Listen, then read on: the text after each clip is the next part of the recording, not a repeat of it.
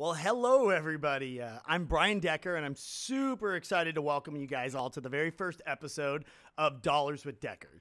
You know, to celebrate the launch of the new show, I really wanted to kind of share a bit of my story and take a minute and kind of introduce myself as your host because, you know, at the end of the day, even if you have your doubts about changing your financial future, like, I don't have any money, or, I'm not that great with math or numbers, or maybe you just don't even know where to begin, then I just want to let you guys know you are in the right place, because I truly and sincerely believe that anybody that has grit and has that hunger to learn, you guys can change your financial future. So many times people, they are these fake gurus on Instagram or Facebook, and they pretend to be all these things, and at the end of the day you just want to open up the hood and kind of know their backstory and kind of validate some things, either one, that you believe within yourself that will really help you improve your financial IQ, or two, you want to find out what's fake and phony. And so I promise you, every week your financial IQ is going to increase. I'm going to be covering topics, hot topics like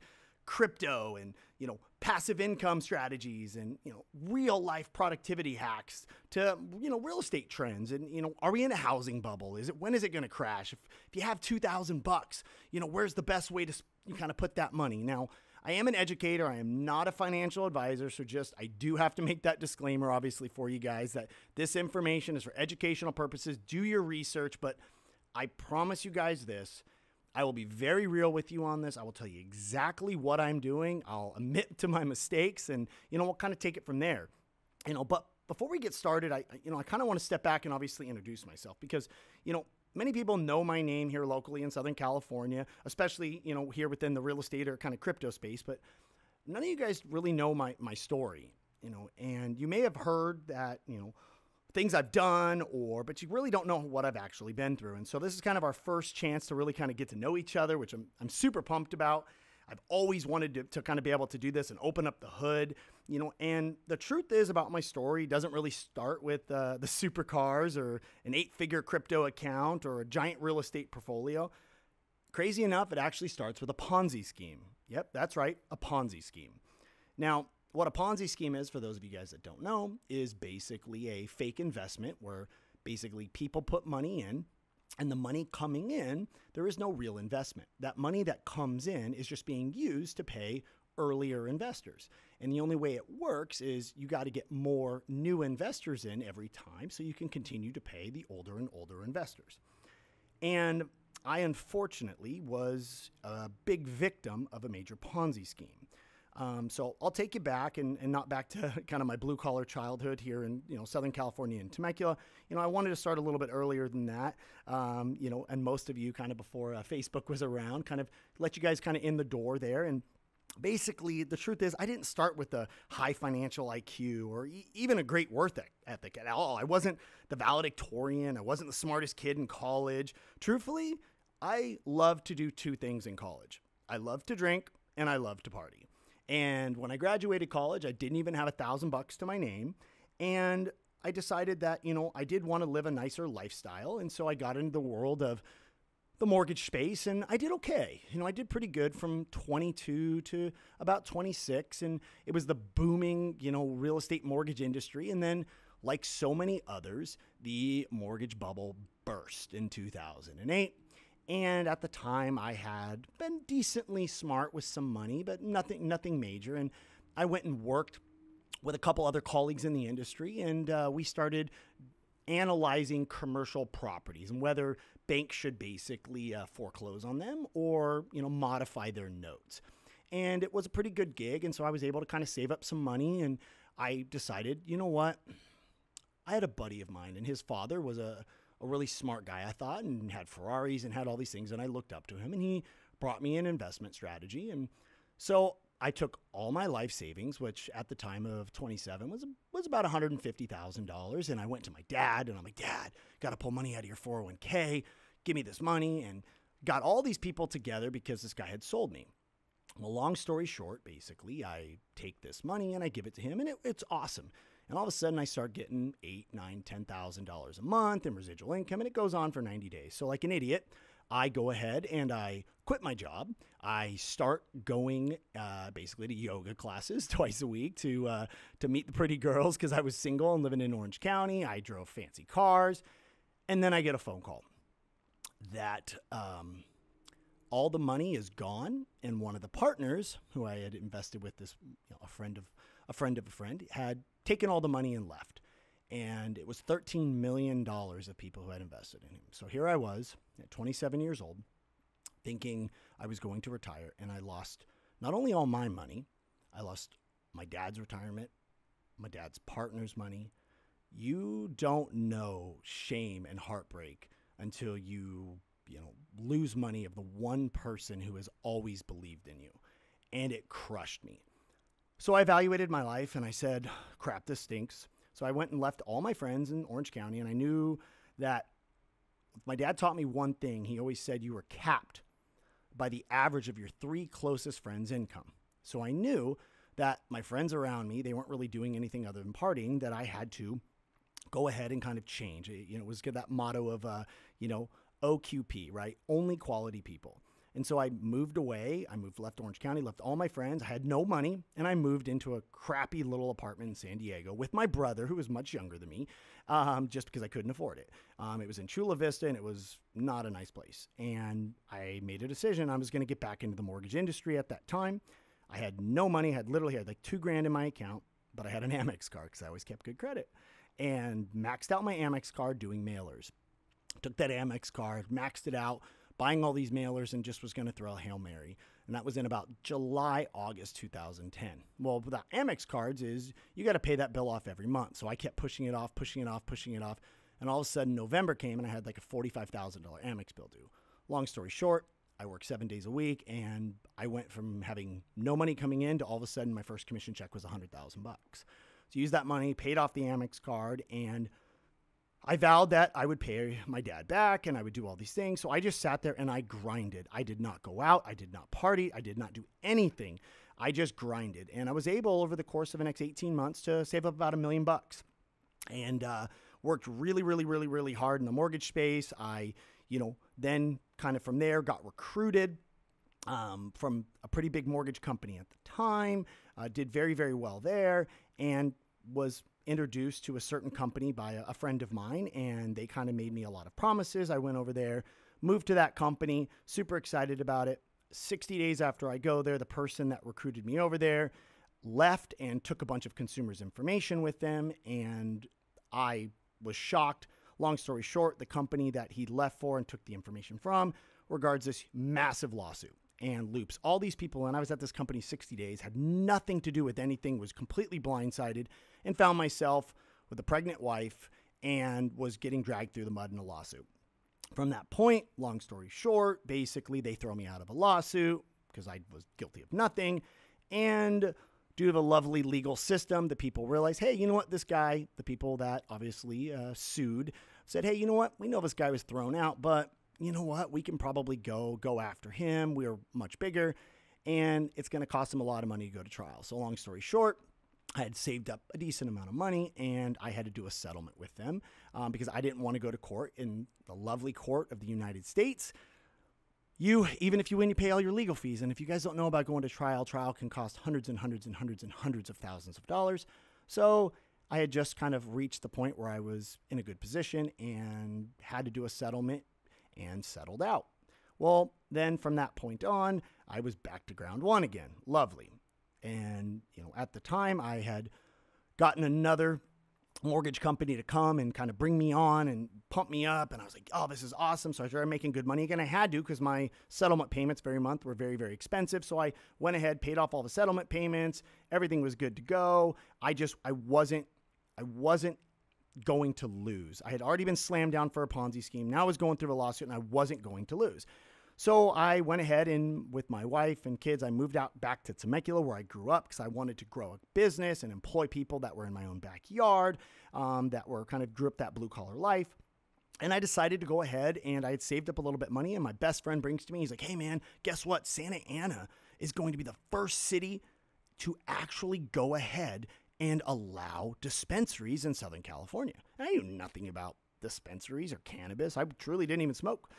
or anything like that. So long story short, I had money in my 401k and I took every last cent of it. Okay. Every last cent. I had about $15,000 in my checking account, and my wife and I had just been married, but she, bless her heart, believed in me. And so I took him and I gave him $500,000. So I know it sounds like a lot of money to you guys. It's a lot of amount of money when you have $510,000 to your name and you're giving somebody $500,000. Well, what we didn't plan, and we had this great idea that they were going to zone a number of buildings. So if we leased out one of the buildings, we had a really good chance of getting it because they were only going to allow one license a building. And there was 19 zone buildings. 17 of them were going to get licenses. So we decided to lease a whole building up for $100,000 a month. And for a 3-month minimum, if we get the license, we would move forward with it. Well, it turns out that it was a lottery drawing. And in that lottery drawing that we have to go to, what we assumed would only be maybe 50 to 100 people. And we thought, great, they got to draw 17 balls out. But guess what? If they draw one ball from one building and if they draw another ball from that building, that ball gets thrown away because you can only have one dispensary per building. So what we didn't account for was big money came in and they submitted dozens of applications per unit within the building. Our cells were too broke we thought $50,000 application was a lot.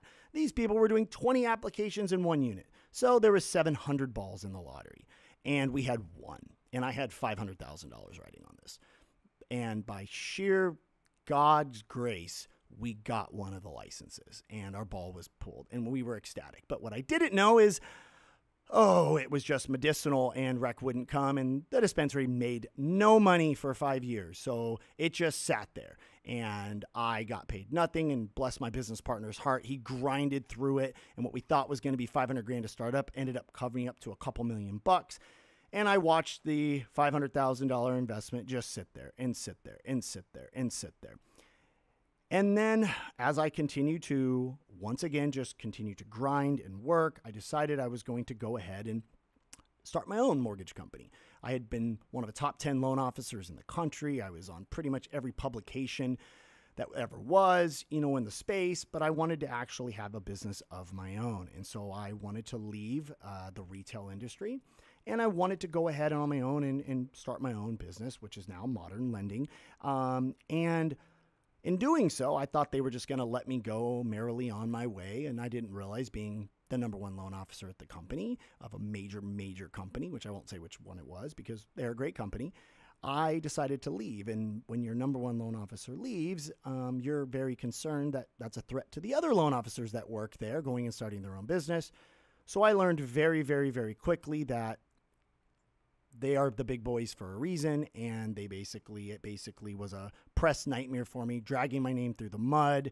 Here I am starting on my own business. My dispensary's not making any money. I am writing checks to start this business while I'm getting dragged through the mud, and I'm in tears, guys. Like, I am coming home at night to my wife, and I am crying. And mind you, it's a big joke, I didn't cry at our wedding. I didn't cry at our kids' births. I mean, I am just devastated, but I just didn't give up. I knew I had been slammed by a Ponzi scheme and I got back up. I knew I had been slammed by a fake lawsuit and got back up. I knew I invested $500,000 and it didn't go anywhere and I got back up. And so, to the credit of my parents and my wife and all those people around me and all my employees at the time, where I felt this pressure, because I wasn't just taking care of myself, I was taking care of all these people and their families, right? And so I just sat down and I woke up every day. I put one shoe on at a time and I just worked through it. And I just worked 80 hours a week while trying to be a great dad and balancing that life. And over the course of the last 2 years, we managed to take Modern Lending from, kind of a nobody, a small little place. And it's grown, and we now have, grown in size by 400% over the last 2 years. We have really focused on having a great name in the industry, and I grinded my way through it. And last year, I made a point to really start to put a lot of content out on social platforms because I wanted to try to pave the way for people to make an easier way that they don't have to go through the same mistakes I did. So every step on my journey, whether that was creating mortgage companies or that was going ahead and investing in real estate, I wanted to let people, under the hood of what was actually going on.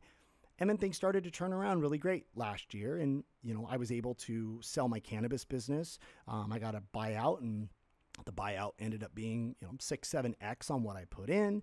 And then I took that money and I realized, okay, the US government is destroying the value of the dollar.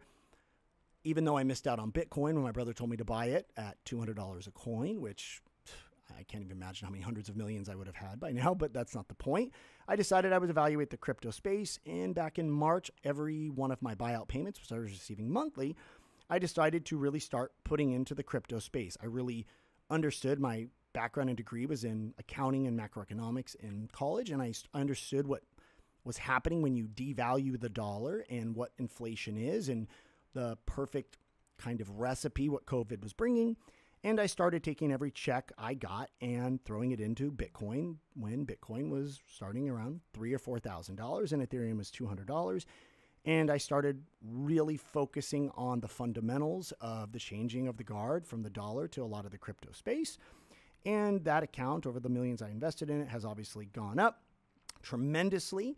And here we are today. And people just look at me today and they see all the crypto posts and all the things I make about helping them and the investments I make, but they don't realize that journey that took me to get there and just a broken man that I was. And like I said, didn't come from any money. And so what I wanted to do as I walk you guys through this journey is I wanted to open up the hood to the investments I make, especially to all the loyal followers I've had on all the social platforms for all the years. And I wanted to share you guys my personal struggles and, kind of my vulnerability and all the things that I had because, through everything I went through, the highs, the lows, the higher highs, the lower lows, I realized something. And you guys need to realize it too. You guys need to stop summarizing yourselves based on your experiences that you've had. Yeah, you know what? Maybe you invested and you lost some money. Or, you know what? Maybe you tried a business and it failed. Or maybe you tried really hard at work and you didn't get a promotion. You need to stop summarizing your self-belief based on the experience you've had in the past. And you need to start measuring yourself by the potential you have, right? Like, I don't see myself as a guy that lost all his money in a Ponzi scheme, has gotten sued multiple times and lost a bunch of money, that got destroyed, in the entire arena of the mortgage industry, just to try to push me down.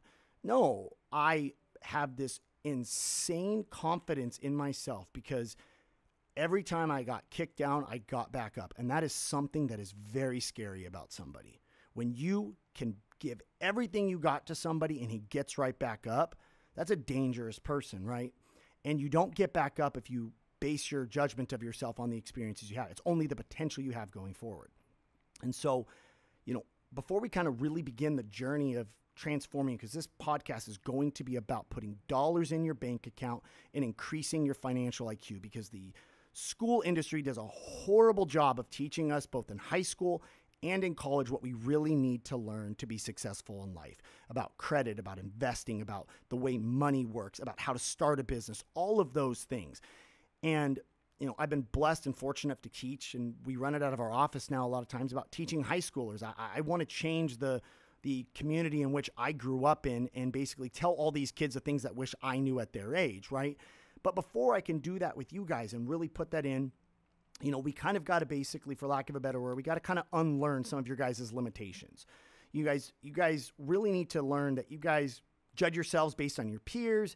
Maybe they're at a better point than you are in life, but you ever thought maybe they just peaked too soon? Maybe you're a late bloomer. I'm not some motivational speaker. I'm not, going to be the guy that's going to hype you up and walk you away. What I'm going to do is I'm going to add value to I'm going to add dollars to your bank account, but I got to give you new tools in your toolbox. So when you're evaluating kind of those things in your life, what I did is I look back and I say, okay, Brian, what were the differences between you were a negative $50,000 net worth and credit card debt living in a crappy apartment to what are your routines and your fundamentals that you are at now with, an 8-figure bank account and all these other things. And I broke it down. I said, I made 5 simple changes. I did 5 simple changes with my life. And the first of those is basically and it may not be super popular, this thing, but I'm a firm believer. You cannot be confident and you cannot be resilient and you cannot be present without a healthy lifestyle, guys. You think about it this way. Your physical image is the first impression you make to anybody. And the way I look at it is if you're not taking care of yourself, you have more to lose than anyone by not taking care of yourself and your health. So when I walk into a room and if I was unkempt in my physical appearance, I was, grossly overweight, whatever it may be, people are going to view me and say, wait, I'm supposed to trust this guy with my money or trust this guy and he's not even taking care of himself? How is he going to take care of my assets and my things if he's not taking care of himself? And so I carved out time that I began every single one of my day by working out in the morning before my day started. I removed drinking. I do not drink during the week. I gave up soda and I gave up fast food. So if you want to run at a high level, you got to have some of those fundamental health changes. The second thing I did is I broke my routine and I broke my comfort zone. As Wiz Khalifa kind of famously say, I used to think sleeping late was cool till I realized waking up was the boss way, and I love that. So I made a point every single day to get up 15 minutes earlier. And I did that for usually like a 2-week period of time. So I brought my waking up time from 6:30 down to now 4:30. It took me a while to get from the 5:30 to the 4:30, but that's what I did. And I never broke this during the week because if you think about it this way, breaking your routine is like cancer. Once you break it once, that it just spreads, right? Just like if you let cancer cell in your body, that cancer spreads. So if you give up one time and let that, I'll sleep in a little bit later. You let cancer in, it's going to overtake your life. So you cannot let that cancer in. You need to keep that routine. So start your days, guys. Just start getting up 10 minutes early next week. There's only so much time in the day. We got to learn how to maximize that, right? And then I realized I started planning my night the day before. It was the third thing I started doing. Every day, I would plan and I would front load 3 tasks. I'd say, okay, these are the 3 things that I must do first thing in the morning. And I would make them things I didn't want to do. That client I didn't want to call, that going into the bank that I didn't want to do, or evaluating something that I knew was going to be uncomfortable. Because I knew if I got those 3 things out of the way, they wouldn't carry over. So I front loaded the crappy part and stuff of the day.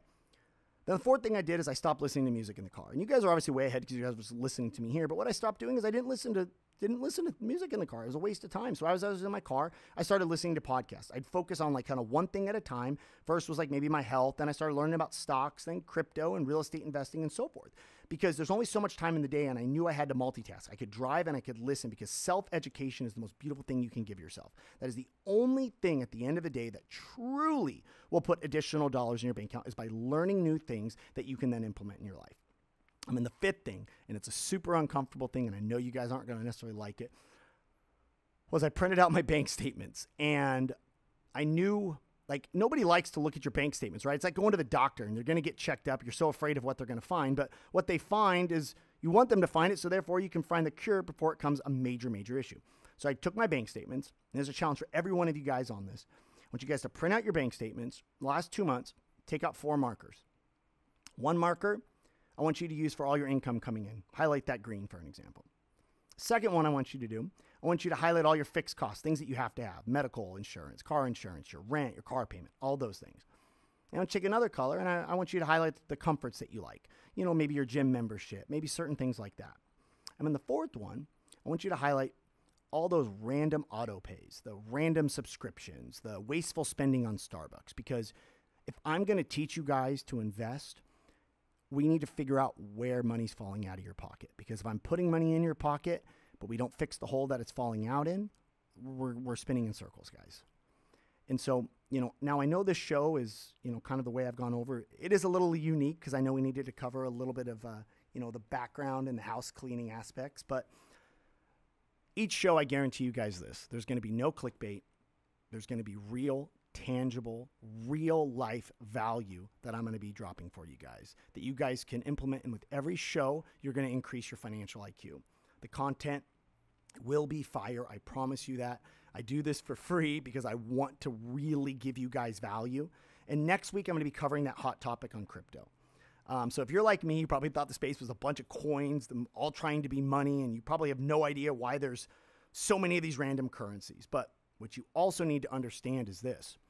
Why have some of the very brightest minds in the world all done a completely 180? Think like Jamie Dimon, CEO of Chase, literally said to all of his traders, if you guys trade Bitcoin, you will be fired. And now he owns hundreds of millions of dollars worth of cryptocurrencies. Ray Dalio, he's kind of like the Warren Buffett of our era, the greatest hedge fund manager of our generation, hated Bitcoin and now has it in his fund and is buying hundreds of millions of dollars of it. Why are people like Mark Cuban, Elon Musk, all these people completely done 180s?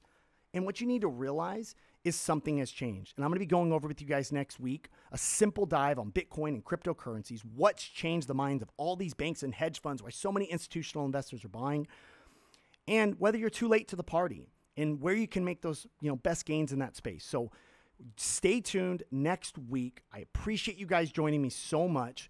I do have a quick favor to ask before you guys go. If you guys are enjoying this show, please drop me a message. You can find me on Instagram. That's where I'm most active at the Brian Decker. That's Brian with an I. That's at the Brian Decker on Instagram, or by visiting the show's website, Dollars with Decker.